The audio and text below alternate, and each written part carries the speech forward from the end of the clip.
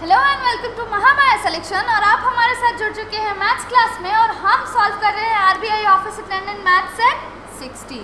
तो चलिए देखते हैं कि आज हमारे पास क्या क्या क्वेश्चंस हैं। इससे पहले 15 सेट और आ चुके हैं। आप हमारी प्लेलिस्ट पे जाइए और उन सारे वीडियोस को भी देखिए और उन पर भी प्रैक्टिस करिए। तो चलिए देखते हैं कि हमारे पास जो फर्स्ट क्वेश्चन है आज के सेट में वो क्या है। हमारे पास जो फर्स्ट क्वेश्चन है वो says the denominator of a fraction is 3 more than the numerator. एक फ्रैक्शन है जिसका जो डिनोमिनेटर है वो उसके न्यूमरेटर से 3 ज़्यादा है, यानी कि फ्रैक्शन का जो हर है वो उसके अंश से 3 ज़्यादा है। If the numerator as well as denominator is increased by 4 the fraction becomes 4/5। अगर न्यूमरेटर और डिनोमिनेटर यानी कि अंश और हर दोनों में 4 इंक्रीज कर दिया जाए, 4 जोड़ दिया जाए, 4 बढ़ा दिया जाए, तो हमारा जो फ्रैक्शन है, हमारा जो भिन्न है वो 4/5 यानी 4/5 बन जाता है। तो हमसे पूछा गया है जो ओरिजिनल फ्रैक्शन है वो क्या है। चलिए देखते हैं। मान लेते हैं कि हमारा जो न्यूमरेटर है यानी कि अंश है वो x है। सो क्वेश्चन के according the denominator of a fraction is 3 more than numerator. अगर हमने न्यूमरेटर x माना है तो डिनोमिनेटर इससे 3 ज़्यादा होगा यानी कि x + 3 होगा। ये हमारा ओरिजिनल फ्रैक्शन है। सो आगे क्या होता है कि if the numerator as well as denominator is increased by 4, अगर हमने न्यूमरेटर और डिनोमिनेटर दोनों में 4 से इंक्रीज कर दिया, यानी कि हमने अंश में भी 4 से बढ़ा दिया और हर में भी 4 से बढ़ा दिया, तो हमारे पास अब जो फ्रैक्शन आता है वो कितना होगा 4/5 यानी 4/5। तो हमसे पूछा गया है कि ओरिजिनल फ्रैक्शन क्या होगा। ये जो इक्वेशन हमारे पास आई है कैसे आई, हमने मान लिया कि हमारा जो न्यूमरेटर है अंश है वो x है, तो क्वेश्चन के अकॉर्डिंग डिनोमिनेटर उससे 3 ज़्यादा है यानी कि x + 3 हो गया। अब आगे हमें क्या करना है कि आगे ऊपर और नीचे अंश और हर दोनों में 4 इंक्रीज कर देने हैं। जब हमने ऐसा किया तो हमारे पास जो वैल्यू निकल के आती है वो है 4:5 और हमें मिल जाता है एक इक्वेशन। इस इक्वेशन को सॉल्व करते हैं तो यहाँ पे हमारे पास आएगा 5x + 20 और इधर हमारे पास आएगा, इसे टोटल हम कैलकुलेट कर लेंगे तो हमारे पास जो वैल्यू आएगी वो होगी 4x + 28। आगे बढ़ते हैं तो यहाँ पे जो ये x इधर आएगा यानी कि x इज इक्वल टू ये 28 - 20 यानी कि हमारे पास जो x की वैल्यू निकल के आएगी वो कितनी होगी 8।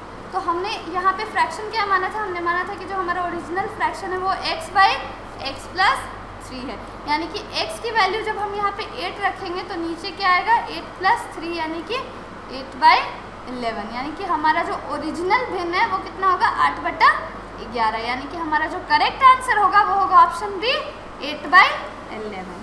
आगे बढ़ते हैं नेक्स्ट क्वेश्चन की तरफ। हमारा जो नेक्स्ट क्वेश्चन है वो है रेशियो का and it says if the ₹782 be divided into 3 parts proportional to 1/2, 2/3, 3/4 then the first part is।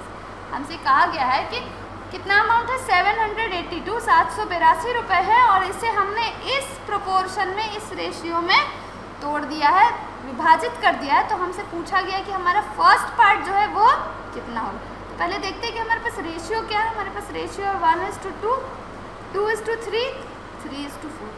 अब चूंकि ये फ्रैक्शंस में है तो कैलकुलेशन करना काफ़ी मुश्किल हो जाएगा, तो हम इसे होल इंटीजर्स में बदलेंगे। और वो कैसे बदलेंगे, हम किसी ऐसे डिजिट से इन तीनों फ्रैक्शंस को मल्टीप्लाई करेंगे कि हमारा जो है होल नंबर आ जाए, पर इन तीनों को मल्टीप्लाई करने वाली संख्या जो है वो सेम होनी चाहिए। तो चलिए देखते हैं, अगर हम 1/2 को 12 से मल्टीप्लाई करें, 2/3 को भी 12 से मल्टीप्लाई करें और 3/4 को भी हम 12 से मल्टीप्लाई करें तो हमारे पास क्या निकल के आएगा, ये 6 टाइम्स में जाएगा, ये 4 टाइम्स में जाएगा और ये 3 टाइम्स में जाएगा, यानी कि हमारे पास अब जो रेशियो आएगा वो कितना होगा 6:4 8 और यहाँ पे 3 9। तो हमारे पास जो अब रेशियो निकल के आ रहा है वो है 6:8 आगे देखते हैं तो हमसे क्या पूछा गया, यानी कि 782 को इस रेशियो में डिवाइड किया गया है। तो हमसे क्या पूछा गया, फर्स्ट पार्ट कितना है। हमारा जो फर्स्ट पार्ट होगा वो 6 होगा, यानी कि 6 होगा, 6 रेशियो में इसे डिवाइड किया गया है। तो कितने का टोटल जो हमारा 6 + 8 + 9 होगा वो कितना होगा, ये होगा टोटल 23, यानी कि 6/23 × 782 हमारा जो टोटल अमाउंट है। तो ये कितना वैल्यू निकल के चली आएगी, ये आएगी, ये इससे 34 टाइम्स में डिविजिबल है, यानी कि 6 × 34 हमारा हो जाएगा 204 रुपये, यानी कि जब हमने 6 9 के रेशियो में से डिवाइड किया तो हमारा जो फर्स्ट पार्ट है वो कितना निकल के आता है 204 रुपये, यानी कि जो हमारा करेक्ट आंसर होगा वो होगा option D 204 204 rupees. Moving towards the next question, हमारा जो नेक्स्ट क्वेश्चन है वो प्रॉफिट एंड लॉस का है। Question says the percentage profit earned by selling an article for rupees 1920 is equal to the percentage loss incurred by selling the same article for 1280। Question के according जब हमने किसी एक article को 1920 रुपये पे बेचा है तो हमें मान लेते हैं कि जो हमारा प्रॉफिट परसेंट है वो P है, P% प्रॉफिट हुआ है। ये किसके बराबर है? ये उस लॉस के बराबर है जो हमें तब हुआ है जब हमने उसी आर्टिकल को 1280 रुपये पे बेचा। तो हमारा जो 1920 पे बेचने पर जो हमारा प्रॉफिट परसेंट हुआ है वो किसके बराबर है? 1280 पे जो हमें लॉस परसेंट हुआ है उसके बराबर है। तो यानी कि ये दोनों वैल्यूज़ बराबर हैं। मान लेते हैं कि ये x है तो ये भी x होगा। तो चलिए देखते हैं कि आगे हमें क्या करना। अब चूँकि ये प्रॉफिट है तो यहाँ पे हमारा क्या होगा, यहाँ पे SP हमारा ज़्यादा होगा और ये हमने यहाँ पे हमारा SP ज़्यादा होगा। चलिए आगे सॉल्व करते हैं इसको। हमारा जो प्रॉफिट है, प्रॉफिट परसेंट और लॉस परसेंट बराबर है। तो अगर मान लेते हैं कि इन दोनों की जो हमारी CP है वो तो सेम होगी, क्योंकि हमने आर्टिकल जो ख़रीदा है वो एक ही प्राइस में ख़रीदा है और अलग अलग प्राइस में बेचा है। तो बेचने पर हमें P% का प्रॉफिट होता है और इस रेट पर 1280 पर बेचने में हमें L% का लॉस होता है। और हमने दोनों को कितने में ख़रीदा है? x रुपये में ख़रीदा है। मान लेते हैं कि हमारा जो CP है वो कितना है? x। तो हमारा प्रॉफिट परसेंट क्या होगा? हमारा प्रॉफिट परसेंट होगा 1920 minus x by x into 100। और हमारा यहाँ लॉस परसेंट क्या होगा? हमारे यहाँ जो लॉस परसेंट होगा इस केस में, लॉस के केस में CP ज़्यादा होगा, SP कम होगा, यानी कि x minus 1280 by x into 100। चलिए इस इक्वेशन को सॉल्व करते हैं। ये दोनों वैल्यूज़ जो हैं एक दूसरे के बराबर है, प्रॉफिट का परसेंट और लॉस का परसेंट एक दूसरे के बराबर है। इस क्वेश्चन को जब हम सॉल्व करते हैं ये सारी वैल्यूज़ तो कैंसिल आउट हो जाएंगी, दोनों में है x/100 तो हमारे पास जो निकल के आता है वो होगा 1920 minus x is equal to x minus 1280, यानी कि हमारे पास जो ये 2x की वैल्यू निकल के आएगी वो होगी 3200 और x की वैल्यू जो हो जाएगी वो हमारी 1600 हो जाएगी। यानी कि हमारा जो CP है वो कितना है? हमारा जो CP है वो 1600 रुपये है। हमने 1600 रुपये में उस आर्टिकल को ख़रीदा है। आगे क्वेश्चन को पढ़ते हैं। आगे है at what price should the article be sold to make 25%। और अब जो ये CP है इस आर्टिकल को हमें 25% प्रॉफिट पर बेचना है, 25% प्रॉफिट पर बेचना है। तो अगर हमारे पास 25% प्रॉफिट होगा तो कितना होगा? 125/100। 25% हमें प्रॉफिट चाहिए तो हमने उसे 125/100 ऑफ 1600 पे बेचा है। तो हमारे पास कितना वैल्यू निकल के आएगा? वो होगा 125 इंटू 16, यानी कि हमारे पास जो वैल्यू निकल के आएगी वो होगी 2000, यानी कि हमें से 2000 रुपये में बेचना होगा ताकि हमें 25% प्रॉफिट हो। तो हमारा जो करेक्ट आंसर होगा वो होगा A 2000 rupees. Moving towards the next question, हमारा जो नेक्स्ट क्वेश्चन है वो है 3 numbers are in the ratio 4:5:6 and their average is 25. The largest number is। 3 संख्याएं हमें दी गई हैं जिनका रेशियो 4:5:6 है और उनका औसत यानी कि एवरेज 25 है। लार्जेस्ट नंबर हमसे पूछा गया है। चलिए क्वेश्चन को सॉल्व करते हैं। मान लेते हैं कि जो 3 नंबर्स है वो 4x है, दूसरा जो हमारा नंबर है वो 5x है, तीसरा जो हमारा नंबर है 6x है। और इनका एवरेज यानी कि जब हम इनको ऐड करेंगे और 3 संख्या है 3 से डिवाइड करेंगे तो हमारे पास कितना आएगा? 25। इनका एवरेज हमें 25 दिया हुआ है। आगे इसको सॉल्व करते हैं। ये हमारे पास कितना आएगा? ये हमारे पास 15x/3 इज इक्वल टू 25, यानी कि 15x की वैल्यू निकल के आएगी 75, x की वैल्यू जो होगी वो निकल के आएगी 5 टाइम्स में डिविजिबल है, x की वैल्यू निकल के आएगी 5। सो हमसे पूछा गया लार्जेस्ट नंबर। अब 4x, 5x और 6x में लार्जेस्ट क्या है? 6x। तो हमें वैल्यू किसकी निकालनी है? 6x की, यानी 6 इंटू 5 यानी कि 30। सो हमारा जो वैल्यू यहाँ पे निकल के आता है लार्जेस्ट नंबर का वो होगा 30, यानी 30। और हमारा करेक्ट आंसर हो जाएगा option A 30। Moving towards the next question, हमारा जो नेक्स्ट क्वेश्चन है वो मिक्सचर एंड एलिगेशन का है and question says the cost of type 1 rice is ₹15 पर kg and type 2 rice is ₹20 per kg. If both type 1 and type 2 are mixed in the ratio 2:3, then the price per kg of the rice of the mixed variety is. अच्छा गया है कि एक दो तरह के चावल है, टाइप 1 राइस है जिसे ₹15 पर kg है और टाइप 2 जो है उसका प्राइस जो है वो ₹20 पर kg है. अगर इन दोनों तरह के चावलों को हम 2/3 के 2:3 के अनुपात में मिला देते हैं तो जो उसके बाद जो मिक्स्ड वैरायटी होगी उसका प्राइस क्या होगा, उसकी कीमत क्या होगी, यही हमसे पूछा गया. तो चलिए क्वेश्चन को सॉल्व करते हैं. चूँकि हमें अनुपात कितना दिया हुआ है 2x 2:3, तो मान लेते हैं कि जो टाइप 1 चावल हमारे पास है वो हमने 2x क्वांटिटी का लिया है और जो टाइप 2 चावल है वो 3x क्वांटिटी का लिया है. 2x की प्राइस कितनी है 15, टाइप 1 की प्राइस है 15 और जो हमारा टाइप 2 है उसकी प्राइस कितनी है ₹20 पर kg. तो 3x को हम 20 से मल्टीप्लाई करेंगे और इसको जब हम ऐड कर देंगे तो हमारे पास कितनी वैल्यू निकल के आएगी, ये जो होगा हमारे पास 30x होगा और ये हमारे पास होगा 60x, यानी कि ये टोटल 90x. और जो अब मिलाने के बाद यानी कि जब हमने टाइप 1 और टाइप 2 चावल को मिला दिया तो हमारे पास कितना जो टाइप 3 का चावल बन के आता है यानी कि मिक्स जो चावल है वो कितना होगा, वो होगा 2x प्लस 3x, यानी कि टोटल चावल की क्वांटिटी हो जाएगी 5x और मान लेते हैं कि उसका प्राइस हमने p मान लिया तो ये इसके बराबर होगा 90x is equal to 5x into p. तो इससे हम p की वैल्यू निकाल सकते हैं 90x बाई 5x, x से x कैंसिल और ये हमारे पास कितना आएगा 18 पर kg. हमारे पास ये जो वैल्यू निकल के आएगी 18 रुपीज़ पर kg, यानी कि जो मिक्स वैरायटी के चावल है उनकी प्राइस होगी 18 रुपये पर kg, यानी कि हमारा ऑप्शन सी करेक्ट आंसर होगा. Moving towards the next question, हमारा जो नेक्स्ट क्वेश्चन है वो परसेंटेज का है. Question says if 75% of a number is added to 75, if 75% of a number is added to 75 then the result is the number itself. यानी कि हम किसी नंबर के 75% में 75 को जोड़ते हैं तो वो रिजल्ट जो होता है वो खुद नंबर होता है. चलिए इस क्वेश्चन को सॉल्व करना शुरू करते हैं. मान लेते हैं कि हमने जो नंबर लिया है वो कितना है x है, हमने उस नंबर को x मान लिया.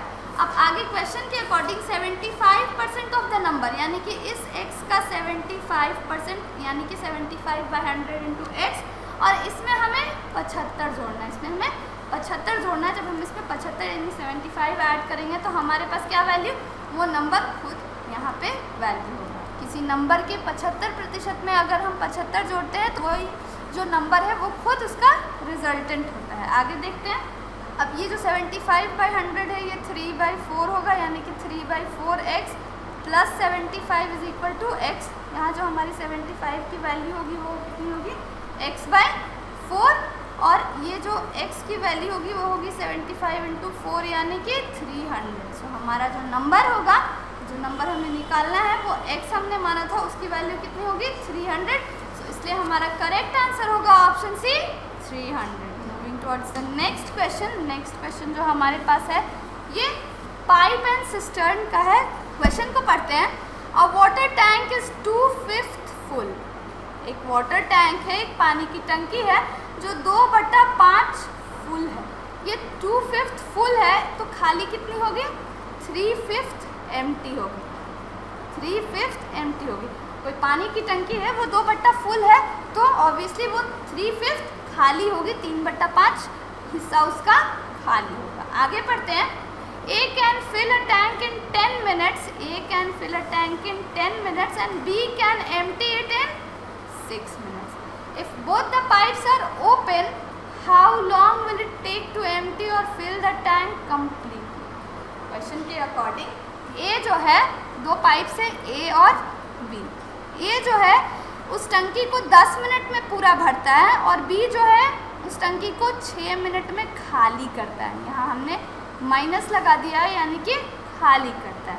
ए उस टंकी को 10 मिनट में भरता है और बी उस टंकी को 6 मिनट में खाली कर देता है. अब आगे क्वेश्चन के according if both the pipes are open, अगर हमने दोनों पाइप्स को खोल दिया तो उस टंकी को भरने में या खाली होने में पूरी तरह से कितना वक्त लगेगा। चलिए क्वेश्चन को सॉल्व करते हैं। अब चूंकि हमें यहाँ पे दिया हुआ है कि ये 10 मिनट में फिल करता है और ये 6 मिनट में खाली कर देता है, 10 और 6 का एलसीएम हम निकालेंगे तो 60, यानी कि मान लेते हैं कि 60 लीटर पानी उस टंकी में आती है। उस टंकी की कैपेसिटी कितनी है? 60 लीटर। अब चूंकि 2/5 फुल है और 3/5 खाली है तो हमें कितना भरना है? हमें 3/5 ही भरना है। इस 60 का जो 3/5 होता है वो कितना होगा? 60 का 3/5 होगा 36 लीटर, यानी कि हमें केवल 36 लीटर पानी इसमें भरना है। आगे देखते हैं, जब हमने इसका रेशियो लिया तो हमारे पास कितना आएगा? 10/A और -6/B, यानी कि ये 6 और ये -10, यानी कि 6 लीटर पानी 1 मिनट के अंदर 6 लीटर पानी भरा जाता है, वहीं 10 लीटर पानी खाली हो जाता है। यानी कि हम माइनस में चल रहे हैं, पानी खाली हो रहा है ज़्यादा, भरने से ज़्यादा। भर कितना रहे हैं हम? 6 लीटर इन भर रहे हैं और 10 लीटर पानी निकाल दे रहे हैं, यानी कि हमारे पास 4 लीटर पानी कमी है, यानी कि ये जो टंकी है ये कभी भरेगी नहीं। तो हमारा जो ऑप्शन होना चाहिए वो एम्प्टी ही होना चाहिए, फिल वाला तो नहीं होगा। तो हमारे पास जो ऑप्शन सब बच रहे हैं वो है 6 मिनट्स टू एम्प्टी और 9 मिनट्स टू एम्प्टी। क्योंकि जितना पानी भरा जा रहा है उससे ज़्यादा 1 मिनट में खाली हो जा रहा है, इसलिए हमारे पास जो टंकी होगी वो कभी भरेगी नहीं, वो खाली ही रहेगी। यहाँ -4 निकल के आ रहा है, यानी कि ये खाली रहेगी। अब इसे खाली होने में कितना वक्त लगेगा? हमारे पास कितना पानी बच गया? 36 लीटर। तो हमने इसे ऐसे हम डिवाइड करेंगे 36/4, तो ये जो है 9 मिनट्स में, ये 4 से 9 मिनट्स में ये खाली हो जाएगी। यानी कि हमारा जो ऑप्शन होगा वो क्या होगा? 9 मिनट्स टू एम्प्टी। ये जो टंकी है यहाँ पे जो 6 मिनट में से भरने में लग रहे हैं और यहाँ 10 लीटर पानी निकल जा रहा है, 6 लीटर पानी जा रहा है और 10 लीटर पानी निकल जा रहा है, तो ये हमेशा नेगेटिव में रहेगा, यानी कि 4 लीटर पानी हमेशा निकलता रहेगा। तो ये टंकी तो कभी भरेगी नहीं और इसे खाली होने में कितना वक्त लगेगा? 36/4, यानी कि 9 मिनट्स इसे खाली हो। तो नेक्स्ट क्वेश्चन की तरफ बढ़ते हैं। नेक्स्ट क्वेश्चन जो है वो है हमारा HCF का। देखते हैं, the product of 2 numbers is 4107। 2 numbers हैं, उनका प्रोडक्ट कितना है? 4107। If the HCF of these numbers is 37 then the greater number is. तो 2 नंबर्स हैं, उनका प्रोडक्ट यानी कि उनका गुना कितना है? 4107, और अगर उन 2 नंबर्स का हम HCF निकालें तो वो कितना आएगा? 37 आएगा, वो 37 आएगा। तो हमसे पूछा गया है कि उनमें जो बड़ी संख्या होगी, ग्रेटर नंबर होगा, उसकी वैल्यू कितनी होगी। चलिए क्वेश्चन को सॉल्व करना शुरू करते हैं। तो हमारे पास जो निकल के आता है वो क्या होगा? मान लेते हैं कि जो नंबर है, नंबर हमने लिया है वो है 37A एंड 37, हमने 37A और 37B 2 नंबर्स लिए जो हमें यहाँ, जिनका प्रोडक्ट हमें दिया गया है। आगे देखते हैं, आगे इन नंबर्स का जो प्रोडक्ट है 37A इंटू 37B वो कितना है? 4107। अब इसे जब हम सॉल्व करेंगे, जब हमारे पास AB की जो वैल्यू निकल के आएगी वो कितनी आएगी? 4107/37 इंटू 37। इस वैल्यू को जब हम करेंगे कैलकुलेट तो हमारे पास क्या निकल के आएगा? AB की वैल्यू 3 निकल के आएगी। AB की वैल्यू 3 निकल के आएगी। अब जो इसमें प्रोडक्ट्स होंगे नंबर्स के, तो वो क्या होगा? A और B, हमें A और B की वैल्यू हमें कितनी आ गई? 3। तो अब ये क्या क्या नंबर्स हो सकते हैं? ये नंबर्स हो सकते हैं 1 और 3, जिनका प्रोडक्ट कितना होगा? 3। तो हमारे पास जो रिक्वायर्ड नंबर्स होंगे वो क्या होंगे? 37 इंटू 1 एंड 37 इंटू 3। तो जो हमारी बड़ी संख्या होगी वो क्या होगी? वो यही होगी 37 इंटू 3, यानी कि हमारे पास जो नंबर्स होंगे इसे हमने 1 से मल्टीप्लाई किया और इसे हमने 3 से मल्टीप्लाई किया। तो ये पहली जो संख्या है वो 37 है और दूसरी जो संख्या है 37 इंटू 3, यानी कि 111 है। तो हमारे पास जो 2 संख्याएं A और B निकल के आ रही हैं वो 37 और 111 है, और हमसे पूछा गया है ग्रेटेस्ट नंबर यानी कि 111। सो हमारा करेक्ट ऑप्शन होगा ऑप्शन सी, करेक्ट आंसर। सो हमारे पास जो नेक्स्ट क्वेश्चन है वो एज का है। क्वेश्चन को पढ़ते हैं। Question says the sum of the present ages of a father and his son is 60 years. 5 years ago father's age was 4 times the age of son, so now the son's age will be। Question के कहने के मतलब एक पिता है और एक पुत्र है और उनकी आयु का जो जोड़ है वो कितना है, 60 साल है। 5 साल पहले पिता की आयु जो थी वो अपने बेटे की आयु की 4 गुनी थी, तो आज के डेट में जो बेटे की एज होगी वो कितनी होगी, ये हमसे पूछा गया है। तो चलिए क्वेश्चन को सॉल्व करना शुरू करते हैं। मान लेते हैं कि जो सन है और फादर है, सन की एज x है तो फादर की एज कितनी होगी, 60 माइनस x, क्योंकि इन दोनों का सम, सन और फादर के एज का सम हमें कितना दिया है, 60 ईयर्स दिया गया। आगे इसको सॉल्व करते हैं।